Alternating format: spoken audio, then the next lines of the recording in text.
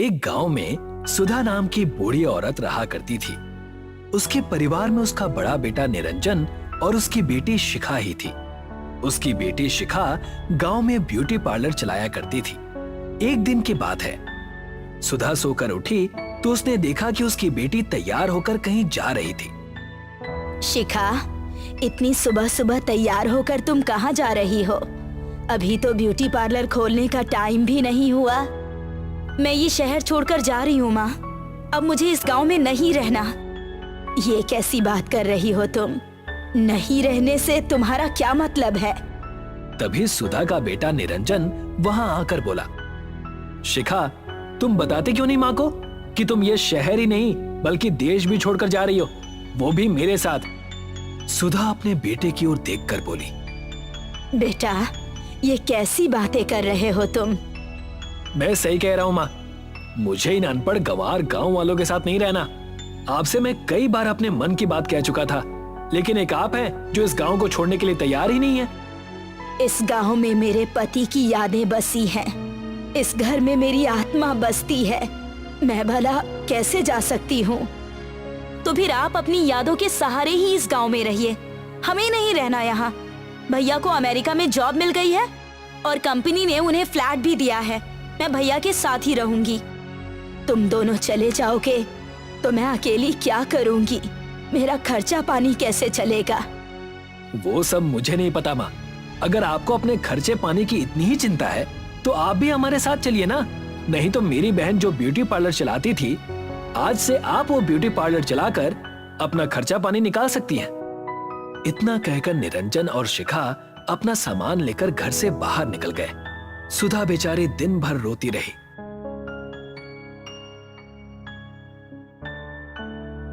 अगले दिन सुधा अपने आप से बोली, मेरे बच्चे अपने आप को समझते क्या है?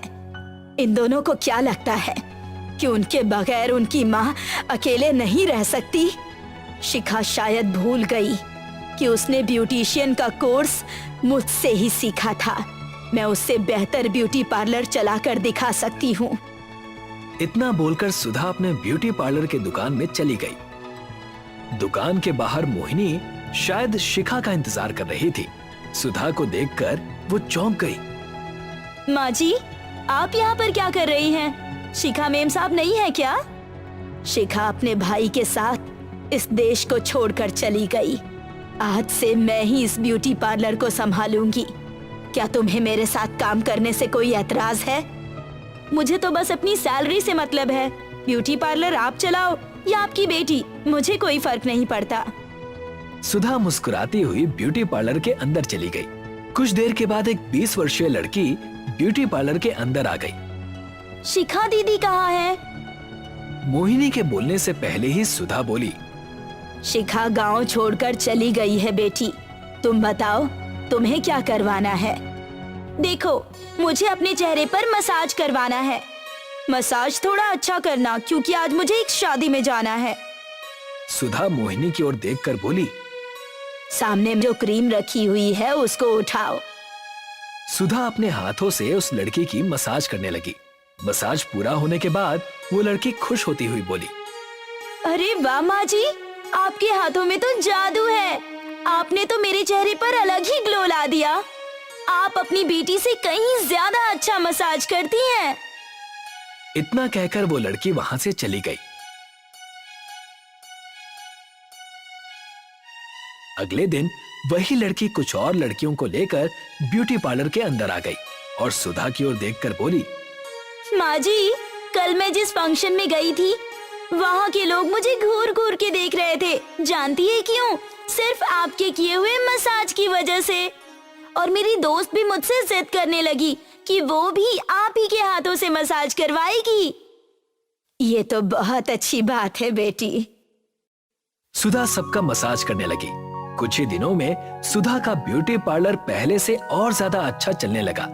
समय ऐसे ही बीतने लगा। कुछ महीनों बाद सुधा के ब्यूटी पार्लर पर एक लग्जरी कार आकर रुक गई। कार के अंदर से एक लंबा चौड़ा व्यक्ति एक लड़की के साथ ब्यूटी पार्लर के अंदर आकर सुधा से बोला, मेरा नाम कर्मदास है, मैं एक विधायक हूँ। कल मेरी बेटी की शादी है। सुना है कि आप मेकअप बहुत अच्छा करती हैं। ये तो मेरे लिए बहुत ही सौभाग्य की बात है विधायक जी, जो आप इतना विश्वास करके अपनी बेटी को यहाँ लेकर आए। मैं आपकी बेटी को इतनी सुंदर बना दूंगी कि उसके विवाह के समय उसके चेहरे पर से किसी की नजर नहीं हटेगी। सुधा विधायक की बेटी के चेहरे पर मसाज करने लगी। विधायक खुश होकर चला गया, मगर कुछ ही देर बाद वो कुछ गुंडों को लेकर आ धमका।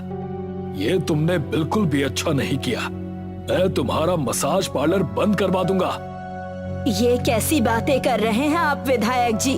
अचानक आपको क्या हो गया?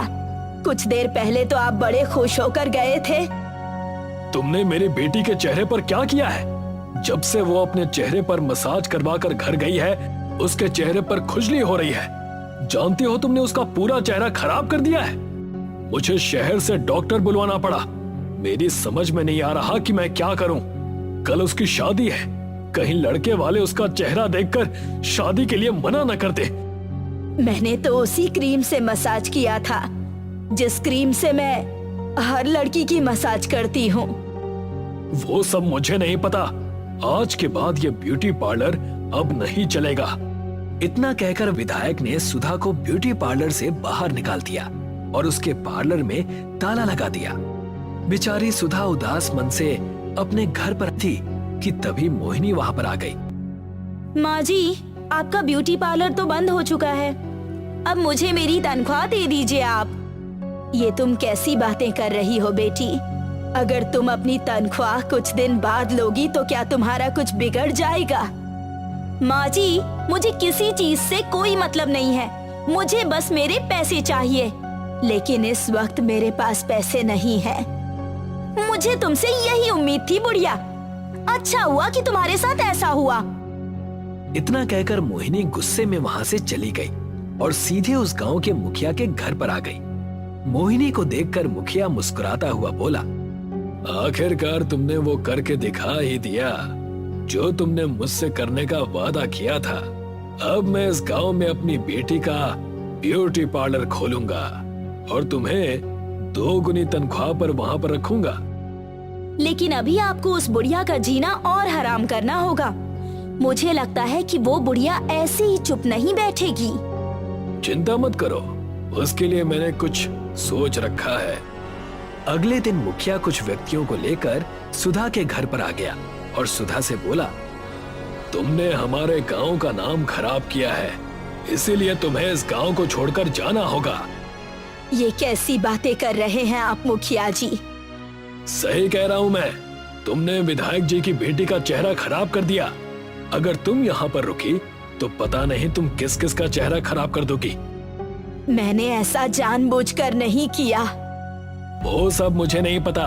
अगर तुम सीधे तरीके से यहाँ से नहीं जाओगी तो मजबूरन गांव वाले तुम्हें धक्के देकर यहाँ से निकाल देंगे। लेकिन मुखिया जी, मैं बूढ़ी बेसहारा कहाँ पर जाकर भटकूंगी? मुझे उससे कोई मतलब नहीं, यहाँ से निकल जाओ। मुखिया ने सुधा को धक्के देकर उसके ही घर से उसे बाहर निकाल दिया। सुधा बेचारी भूखी प्यासी एक खेत में जाकर गई। तभी एक अजनबी औरत सुधा के पास आ गई। कौन हो तुम? तुम्हें काफी देर से देख रही हूँ। तुम्हारे परिवार वाले कहाँ हैं? उस औरत की हमदर्दी देखकर सुधा की आंखों में आंसू आ गए। वो रोते हुए अपने साथ घटी घटना बताने लगी। देखो, तुम चाहो तो मैं तुम्हारी मदद कर सकती हूँ। इस गांव के हाईवे पर मेरा घर बना हुआ है। मैं भी किसी जमाने में ब्यूटी पार्लर चलाया करती थी, जो कि अब बंद हो चुका है। तुम चाहो तो उस ब्यूटी पार्लर को दोबारा चला सकती हो और मेरे घर पर भी रह सकती हो। मैं कुछ सालों के लिए ये गांव छोड़कर जा रही हूँ। लेकिन आप मेरी इतनी मदद क्यों कर रही हैं? एक दूसरे की मदद करना अच्छा होता है, इसीलिए। लेकिन अब मेरे ऊपर कौन विश्वास करेगा? चिंता मत करो, तुम ब्यूटी पार्लर खोलो। मेरे ब्यूटी पार्लर में जो क्रीम रखी हुई है, तुम उसी क्रीम से ही लोगों के चेहरे पर मसाज करना और उसके बाद तुम देखना उसका कमाल। सुधा उस औरत के साथ चली गई और उसका ब्यूटी पार्लर आंखें फाड़ फाड़ कर देखने लगी, क्योंकि वो बहुत ही सुंदर बना हुआ था। वो औरत सुधा को सब कुछ समझाकर वहां से चली गई। अगले दिन सुधा ब्यूटी पार्लर खोलकर बैठ गई। कुछ ही देर बाद बूढ़ी औरत सुधा के ब्यूटी पार्लर के अंदर आ गई। क्या आपको अपनी बेटी का मसाज करवाना है? लेकिन आपके साथ तो कोई नजर नहीं आ रहा। ये कैसी बातें कर रही हो तुम? क्या बूढ़ी औरत को मसाज करवाने का कोई अधिकार नहीं? मेरे चेहरे का मसाज करो। मैं भी आजकल की जवान लड़कियों से कम नहीं। सुधा मुस्कुराते हुए उस बूढ़ी औरत का मसाज करने लगी और वो जवान हो गई। मैं तो जवान हो गई? ऐसा कैसे संभव हो सकता है? ये तो मेरी भी समझ में नहीं आया कि ऐसा चमत्कार कैसे हुआ। बूढ़ी औरत अब जवान हो चुकी थी। उसने ढेर सारे पैसे सुधा के हाथ में रख दिए। एक दिन सुधा के मन में एक विचार आया और वो अपने आप से बोली, हमारे देश में बहुत सी ऐसी लड़कियां हैं जो ज्यादा उम्र होने की वजह से अपने घर पर बैठी हुई हैं और कोई भी उनसे विवाह नहीं करता। आज के बाद मैं उन लड़कियों की मसाज मुफ्त में करूंगी। सुधा ने अखबार में एक ऐड दे दिया। ऐड देते ही उसके मसाज पार्लर में और लड़कियों की लाइन लगने लगी जो उम्र ज्यादा होने की वजह से बूढ़ी नजर आती थी। कुछ दिनों के बाद वही विधायक अपनी बेटी को लेकर सुधा के पास आया। मुझे माफ कर दो माँ जी, मैं अपनी बेटी का बिगड़ा हुआ चेहरा देखकर कुछ ज्यादा ही क्रोधित हो गया था। मैंने आपको अपमानित किया। मुझे नहीं पता तुम्हारी बेटी का चेहरा कैसे बिगड़ा, लेकिन यकीन मानो तुम्हारी बेटी का चेहरा बिगाड़ने में मेरा कोई हाथ नहीं है। मेरी बेटी की शादी टूट गई और अब उससे कोई शादी करने को तैयार नहीं।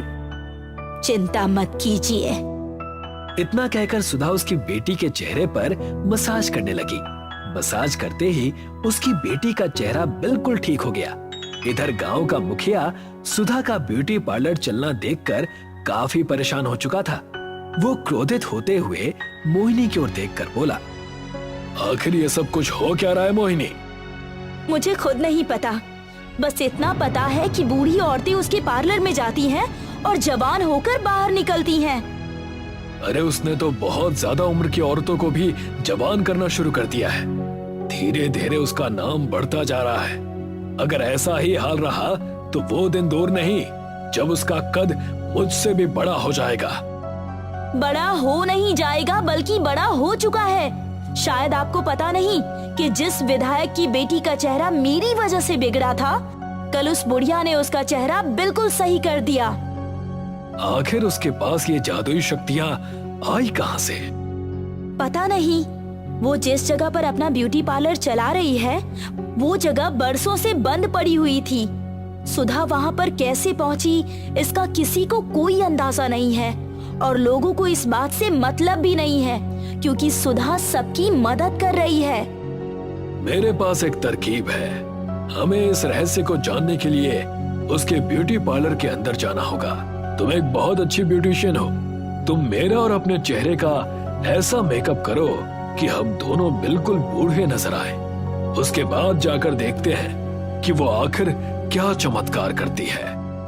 वो दोनों बूढ़े का रूप लेकर सुधा के ब्यूटी पार्लर में चले गए। मैं बूढ़ा होने के साथ साथ बहुत ज्यादा बदसूरत भी हूँ। लोग मुझे ताने देते हैं। मैं चाहता हूँ कि आप मुझे जवान कर दे। मैं सिर्फ लोगों के चेहरे का मसाज करती हूँ। वो कैसे जवान हो जाती हैं, ये मुझे भी नहीं पता। वैसे तुम्हारे साथ में ये कौन है? ये मेरी पत्नी है। सुधा ने उन दोनों के चेहरे पर मसाज कर दिया, मगर उन दोनों के चेहरे पर कोई परिवर्तन नहीं आया। मेरा चेहरा तो बिल्कुल वैसा का वैसा ही है। मैं तो जवान ही नहीं हुआ। इसका मतलब तुम लोगों को धोखा दे रही हो। मैं तुम्हारी पुलिस में शिकायत करूंगी। इतना कहकर मुखिया और मोहिनी वहां से निकलकर घर पर आ गए। हम दोनों के चेहरे पर तो ऐसा कुछ भी नहीं हुआ मोहिनी। लगता है कोई दूसरा तरीका अपनाना पड़ेगा। अब इस मेकअप को साफ कर दो। सुधा अपने और मुखिया के चेहरे का मेकअप साफ करने लगी, मगर मोहिनी के लाख कोशिश करने के बावजूद मेकअप साफ नहीं हुआ। क्या हुआ मोहिनी, तुम्हारा मेकअप मेरे चेहरे से उतर क्यों नहीं रहा? मुझे नहीं पता मुखिया जी कि ये सब कुछ कैसे हुआ। मेरे भी चेहरे से मेकअप नहीं उतर रहा। ऐसा लग रहा है जैसे कि ये मेकअप हमारे चेहरे के अंदर बस गया हो। मुखिया और मोहिनी घबराकर सीधे सुधा के पास चले गए। मुझे माफ कर दो। मुझे भी माफ कर दीजिए। मेरी ही वजह से आपका ब्यूटी पार्लर बंद हुआ था। मैंने ही आपको खराब क्रीम दी थी जिसकी वजह से विधायक जी की बेटी का चेहरा बिगड़ा। अब हम दोनों को प्लीज ठीक कर दीजिए। तुम दोनों यहाँ से जा सकते हो। शायद ईश्वर ने तुम्हें तुम्हारे कर्मों की सजा दी है। और रही बात जवान होने की, तो मैं सिर्फ लोगों का मेकअप करती हूँ। वो कैसे जवान हो जाती हैं मुझे भी नहीं पता। मोहिनी और मुखिया मुंह लटकाकर रोते हुए वहां से चले गए। तभी वहां पर एक तेज प्रकाश हुआ और वही औरत जिसने सुधा की मदद की थी सामने निकल कर आई। कौन हो तुम? मैं मेकअप की देवी हूँ। तुम्हें परेशान देखकर मैंने तुम्हारी सहायता की। तुमने जिस तरह से उन लड़कियों की सहायता की है जिनके रिश्ते नहीं हो पाए, मुझे तुम पर बहुत गर्व है। आज से ये ब्यूटी पार्लर तुम्हारा हुआ। इतना कहकर वो गायब हो गई।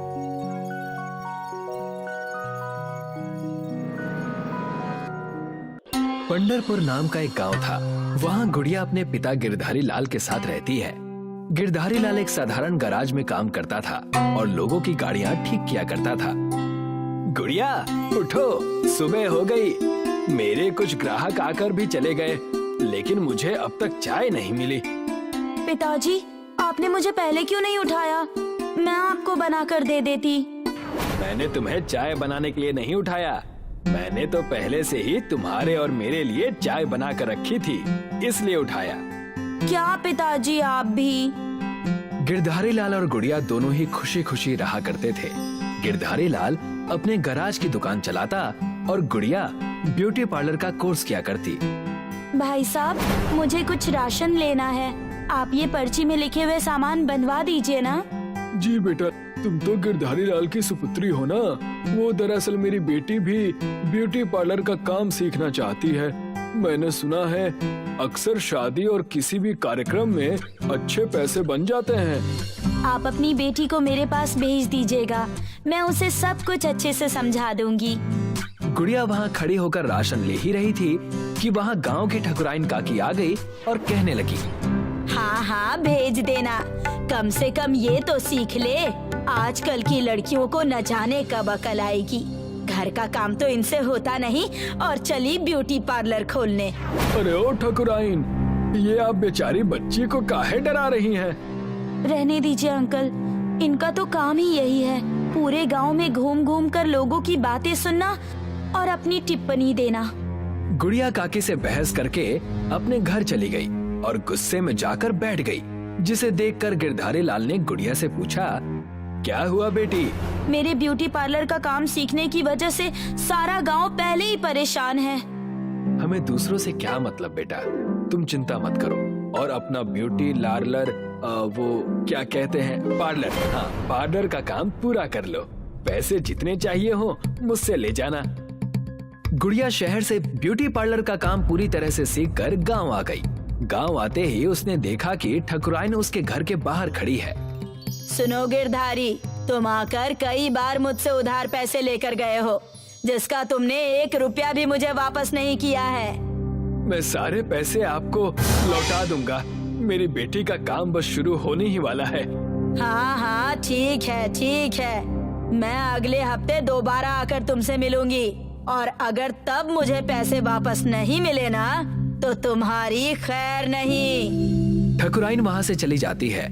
उस वक्त तो गुड़िया कुछ नहीं कहती, लेकिन समझ जाती है कि सारे पैसे ठकुराइन के कर्ज थे, जिससे उसने अपनी ब्यूटी पार्लर की कोचिंग ली। अगर ये बात मुझे पता होती कि ठकुराइन के पैसों पर मैंने ये शिक्षा ली है, तो मैं कभी ब्यूटी पार्लर का काम सीखती ही नहीं। क्या करता बेटी मैं, मेरे पास कोई और रास्ता ही नहीं था। अब तुम गांव में आ गई हो तो तुम अपना ब्यूटी पार्लर खोल लो। अपने पिता की बात सुनकर गुड़िया ने ठीक वैसा ही किया। गांव के बाजार में अपना एक ब्यूटी पार्लर खोल लिया। एक छोटा सा ब्यूटी पार्लर जिसमें सजने संवरने की सारी सुविधाएं थी। ब्यूटी पार्लर खोलकर मुझे पूरे 1 हफ्ते हो गए हैं, लेकिन पिताजी मेरे ब्यूटी पार्लर में कोई भी ग्राहक नहीं आया। मेरा तो जी बहुत घबरा रहा है, कहीं हमारे सारे पैसे डूब ना जाए। घर में कुछ सोना बचा था, उससे आपने मुझे ये दुकान खोल कर दी। भगवान चाहेंगे तो सब अच्छा होगा, बस तुम मन लगाकर अपना काम करो। उतने में वहाँ पर ठकुराइन अपने साथ 2 गुंडे लेकर आ गई। आज अगर गिरधारी ने मुझे पैसे नहीं दिए तो मैं उसकी पूरी दुकान उठाकर ले जाऊंगी। मालकिन, मुझे कुछ दिनों की मोहलत और दे दीजिए, मैं आपके पूरे पैसे सूद समेत लौटा दूंगा। मुझे तुमसे और कुछ नहीं सुनना है, आज मैं तुम्हारी दुकान छीन कर ही रहूंगी। अरे जब इतना ही अपनी बेटी पर भरोसा था तो उसे इंजीनियर या डॉक्टर क्यों नहीं बनाया? मालकिन, अगर आप कहें तो इसके गैराज और इसके ब्यूटी पार्लर का सारा सामान हम ले जाएं। हाँ, ले जाओ, इसके घर के सारे सामान ले जाओ और इसे कहीं का नहीं छोड़ना। सब कुछ उठाकर ले जाऊंगी यहाँ से मैं। ठकुराइन का आदेश सुनकर दोनों ने गिरधारी के गैराज में खड़ी सारी बनती हुई गाड़ियों को टो करवा लिया और वहां से लेकर चले गए। गुड़िया के ब्यूटी पार्लर के दुकान की भी सारी सजने संवरने की चीजें भी वो वहां से लेकर चले गए। गुड़िया बेचारी फूट फूट कर रोने लगी। हे भगवान, ये तुमने मेरे साथ कैसा सलूक किया है? शांत हो जाओ बेटा, शांत हो जाओ। अब हमारे पास कुछ भी नहीं बचा है पिताजी, कुछ भी नहीं। गैराज में कबाड़ स्कूटी और कुछ बिखरे हुए ब्यूटी पार्लर का सामान ही रह गया था, जिसे उठाते हुए गुड़िया ने कहा, इन सामान का अब हम क्या करेंगे? ना गैरेज बचा, ना ब्यूटी पार्लर। लेकिन पिताजी, ये स्कूटी किसकी है? ये मेरे गैराज में आज ही सुबह एक मोची लेकर आया था और उससे मैंने ये स्कूटी कम पैसों में खरीद ली थी। मेरे दुकान न चलने का कारण ये है कि मेरे ब्यूटी पार्लर के बारे में किसी को कुछ पता ही नहीं है। इसीलिए मैं चाहती हूँ पिताजी कि आप इस स्कूटी को कुछ इस तरह से बना दे जिससे ये चलती फिरती स्कूटी ब्यूटी पार्लर बन जाए। लोगों को मेरे पास आने की जरूरत ही ना पड़े, मैं ही इस स्कूटी को लेकर सब जगह पर जा सकूं। तुमने ये खूब कहा बेटा, शायद इससे हमारा काम बन जाए। मुझे तुम्हारे हुनर पर पूरा भरोसा है। जाओ, जाकर सबको सजाओ। उतने में वहाँ पर उनके पड़ोस की रानी मौसी आ गई और वो गुड़िया से कहने लगी, बेटा, क्या तुम मेरा भी श्रृंगार कर सकती हो? मेरे मायके में एक कार्यक्रम है, मुझे वहाँ जाना है। जी मौसी जी, अभी करती हूँ। बेटा, मैंने देखा कि कैसे उस कपटी ठकुराइन ने तुम्हारे दुकान पर तमाशा किया। वो हम गांव वालों को आगे बढ़ते देखकर बहुत जलती है। गुड़िया ने रानी मौसी को कुछ इस तरह से सजाया कि उनका रूप एकदम से निखर आया। वाह बेटा, तुम में तो सच में बहुत हुनर है। काबिले तारीफ काम किया है तुमने। ये कुछ पैसे रखो और इससे अपना जीवन सुधारने की कोशिश करो। लेकिन ये तो बहुत ज्यादा है।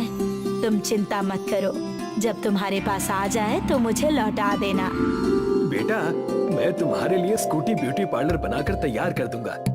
कई दिनों तक मेहनत करके गिरधारी ने अपनी स्कूटी पर ही ब्यूटी पार्लर का भंडार लगा दिया। उस कबाड़ स्कूटी को इस तरह बना दिया कि स्कूटी में चारों तरफ सजने संवरने के सामान लगे हुए थे। बड़ा सा शीशा, क्रीम पाउडर और भी बहुत कुछ। पिताजी, ये स्कूटी कम चलता फिरता ब्यूटी पार्लर ज्यादा लग रहा है। आपका बहुत बहुत शुक्रिया पिताजी। अब तुम इसे चलाकर सारे गांव में घूमो और सारी चीजें अच्छे से करो। मेरी काबिल बिटिया सफल होकर लौटना। फिर क्या था, गुड़िया ने अपनी स्कूटी ब्यूटी पार्लर चालू कर दी। हर गांव वो स्कूटी लेकर चले जाया करती थी और उस गांव की लड़कियों और औरतों को सजाया करती थी। देखते ही देखते स्कूटी ब्यूटी पार्लर के नाम से गुड़िया प्रसिद्ध हो गई। ये लीजिए आपके पैसे, ये मैंने अपने ब्यूटी पार्लर से कमाए हैं। धन्यवाद बेटी, भगवान की लाठी मुझ पर भी चली है। मैंने अपना सब कुछ खो दिया, मैंने कईयों का घर उजाड़ा और इसी वजह से मैं तुमसे भी माफी मांगती हूँ। भगवान आपका भला करे। जब भी आपको मौका मिले तो आप मुझसे आकर मिल लीजिएगा। गुड़िया ठकुराइन के लिए हुए पैसे उन्हें वापस कर देती है और अपनी स्कूटी पार्लर से लोगों के घरों में जाकर काम करती है। कुछ समय के बाद एक बड़ा सा घर लेकर अपने पिताजी के साथ वहीं रहने लगती है।